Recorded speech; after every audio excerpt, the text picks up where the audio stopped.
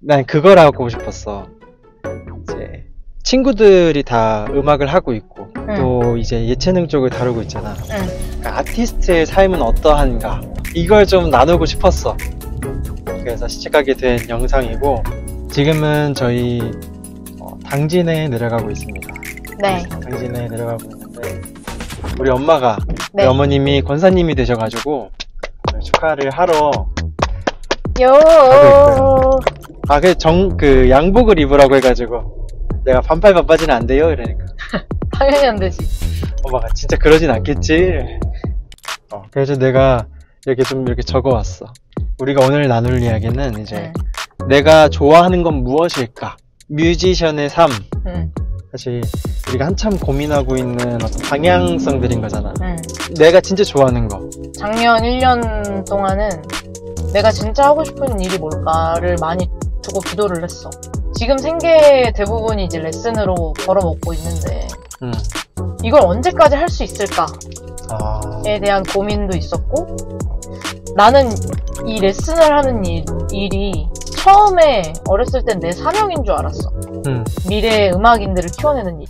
근데 막상 해보니까 내가 그리 잘하는 것 같지도 않고, 그러니까 막 다른 선생님들처럼 막 그들의 삶에 깊이 관여해서 그냥 단순히 비즈니스가 아니라 정말 선생으로 남는 그 일은 생각보다 되게 어려운 일이구나 라는 생각과 함께 내가 잘하고 있나에 대한 의문도 있었고, 그리고 이제 입시 시스템을 어쨌든 이 아이들에게 계속 강요하고 가르치고 경쟁을 시켜야 되는데 나는 음악이 경쟁이 아니었으면 좋겠거든. 근데 거기서 오는 괴리감이 계속 커지는 거야. 내가 지금 10년째 레슨을 하고 있는데 나는 애들이 음악을 하면서 행복하고 즐거웠으면 좋겠는데 애들한테 정작 가르쳐야 되는 건 너를 깎아야 돼.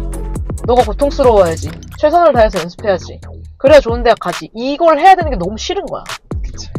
그러다 보니까 나는 이 교육과는 맞지 않는 방향성을 갖고 있는 것 같다라는 생각이 커서 레슨을 할 때 막 마냥 즐겁지도 않고, 그러다 보니까 이게 내가 앞으로 계속 걸어가야 할 길로 가기엔 한계가 있을 것 같은데 내가 진짜 행복하게 도전해보고 또 시도해보고 살아가야 할 일이 무엇일까를 1년 동안 두고 기도했는데 그 1년 동안 정말 사역을 많이 다녔거든. 다른 무언가와 비교했을 때보다 찬양할 때만큼 행복한 일이 없는 거야. 그랬을 때 오랫동안 찬양하는 사람으로 살아내고 싶다라는 생각이 좀 들었고, 지금 이제 그 삶을 살아내기 위해서 대학원 진학을 준비하고 있지. 어떻게 할까? 베이컨 토마토 디럭스 세트 하나.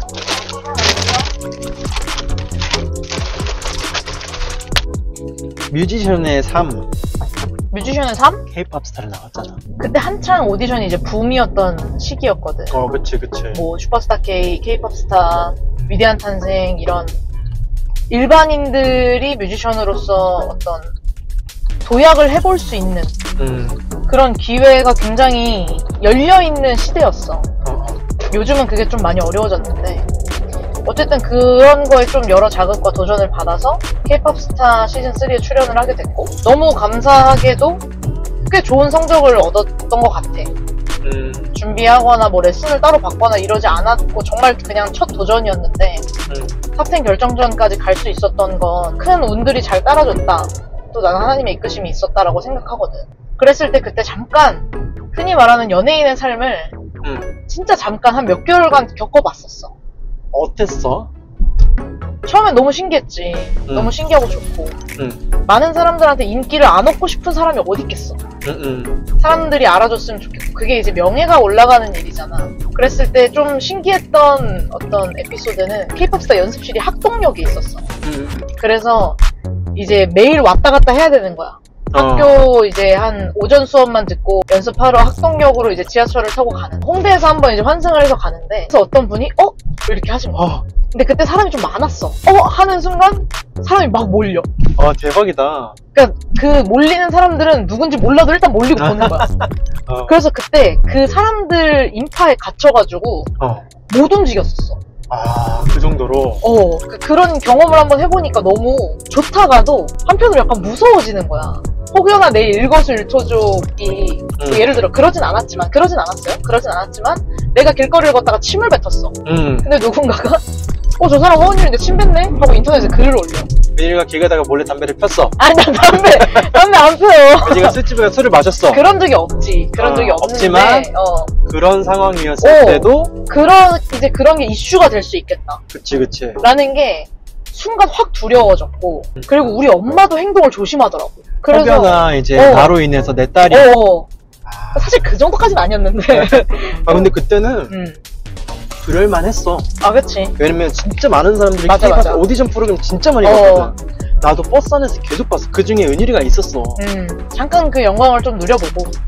한 그래도 2년, 3년까지는 알아보시는 분들이 있었던 것 같아. 그 영향으로 이제 대학을 실용음악과로 준비하게 됐지. 맨 처음에는 사범대 가고 싶어가지고. 음악 선생님. 선생님을 하고 싶었던 건 아니고. 안정적으로 돈을 벌면서 음악을 하고 싶었어. 집이 가난했다 보니까. 음악은 하고 싶은데 핑계가 필요한 거야. 그치. 돈을 벌 수 있는 그런 시스템이 필요했던 거야. 그래서 음악 교사를 하고 남는 시간에 이제 내 음악을 해보자 라는 의미로 이제 고등학교 들어가면서 사범대 준비를 시작했거든. 이제 클래식 작곡 레슨을 받았었어. 클래식 작곡 전공으로 이제 준비를 시작하고 한 2달, 3달 있다가 K-팝스타를 나가게 된 거야. 그 당시 함께 연습했던 친구들이 너무 열심히 이 음악에 열정적으로 살아가는 게 너무 멋있는 거야. 그때 이제 같이 안테나에서 트레이닝 받았던 뭐 권진아, 진아나 샘킴, 미나, 세훈이나 정세훈. 그 친구들이 음악에 대한 열정을 막 보이면서 노래를 하고 걔는 하루 종일 손에 악기를 놓질 않아. 근데 그게 너무 행복해 보여. 그게 너무 멋있는 거야. 그치. 그래서 나도 내가 음악을 열심히 하고 타협하지 말자 라는 생각으로 실용음악과 진학을 결정을 하게 됐었지. 힙합스타 끝나고 약간 우울증이 왔었어. 너무 공허한 거야. 밖에서 사람들이 막 알아보고 하는데 정작 내 현실은 그냥 조그만 집에서 누워있는 거. 완전 극명히 대비가 돼서 엄청난 공허함이 막 찾아와. 근데 나는 그게 참 연예인의 삶이 되게 무서운 거구나라고 느낀 게 난 진짜 잠깐 경험한 거잖아. 한 몇 달 정도. 근데 연예인들은 몇 년을 몇십 년을 그렇게 살아가야 되잖아. 심지어 나보다 더 많은 환호와 더 많은 인지도를 갖고 있으면 그 갭 차이가 더 나겠지. 더 어마어마해질 텐데 이 삶은 참 쉽지 않은 삶이다를 그때 깨닫고 연예인으로 살아가는 삶을 사실 그때 포기했어. 내가 살 수 있는 삶이 아닌 것 같다. 내가 감당할 수가 없을 것 같다. 그런 생각 때문에 이제 여러 이유로 포기를 했지. 내가 포기한 것도 있고 상황적인 포기도 있었고.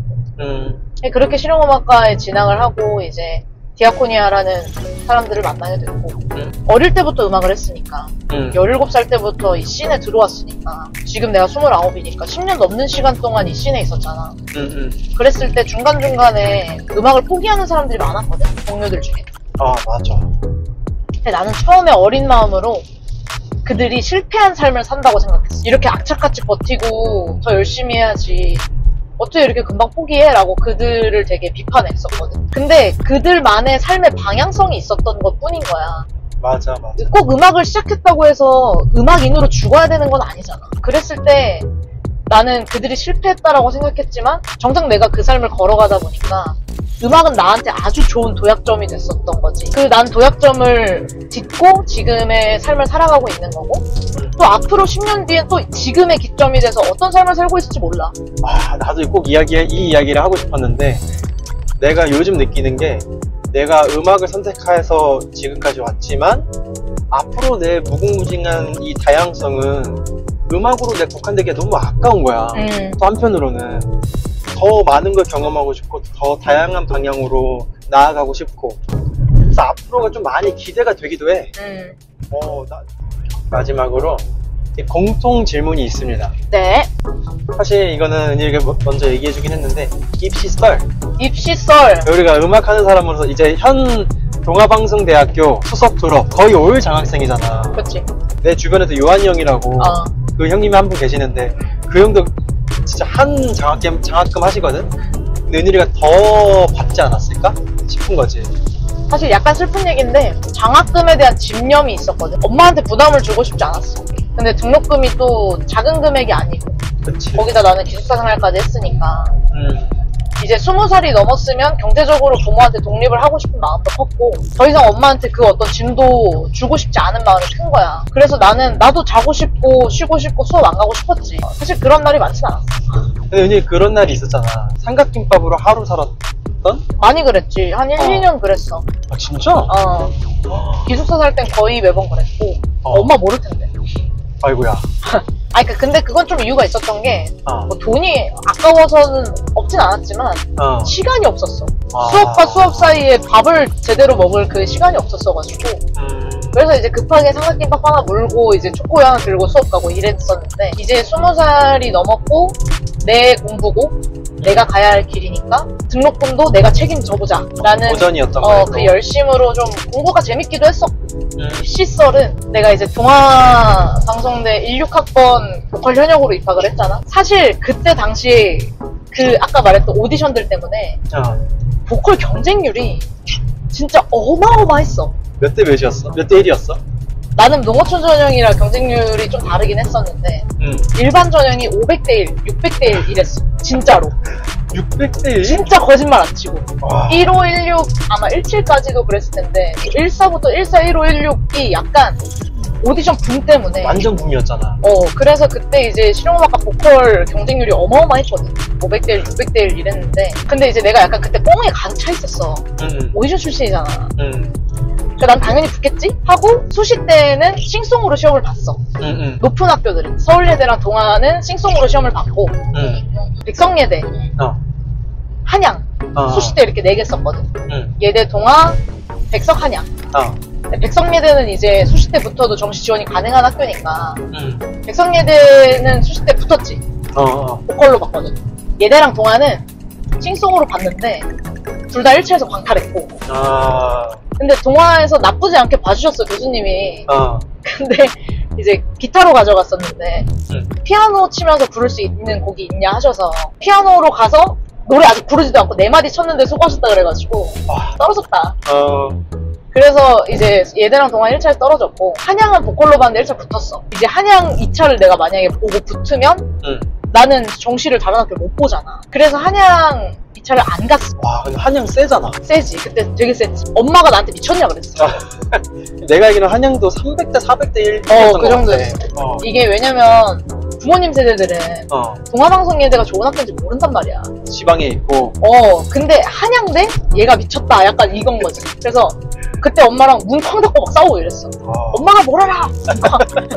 바람이 그런 거야. 이렇게 이제 수시는 백성예대 붙고 끝났고 정시에 이제 나도 좀 쪼들리니까 학교를 좀 생각보다 많이 썼어. 그때 예대동아 그냥 보컬로 썼고 한양 또 썼고 그리고 성신여대, 명지전문대 이렇게 썼거든. 많이 썼다. 이거 쪼들리니까.